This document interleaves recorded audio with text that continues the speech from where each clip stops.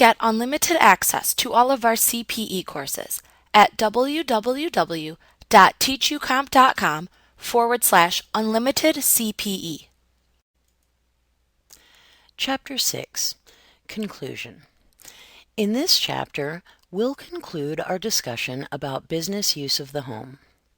In this lesson, we'll take a look at some other IRS publications that may be helpful when learning more about business use of the home. In addition to the IRS publication included with this course, you may be interested in the following. IRS Publication 583, Starting a Business and Keeping Records. IRS Publication 551, Basis of Assets. IRS Publication 946, How to Depreciate Property.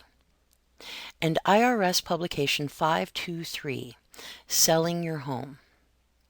There is also a telephone hotline especially for those who practice before the IRS. The Practitioner Priority Service is a nationwide, toll-free hotline that provides professional support to practitioners with account-related questions. The toll-free number for this service is 866-860-4259. Like what you see? Get unlimited access to all of our CPE courses at www.teachucomp.com/unlimited CPE.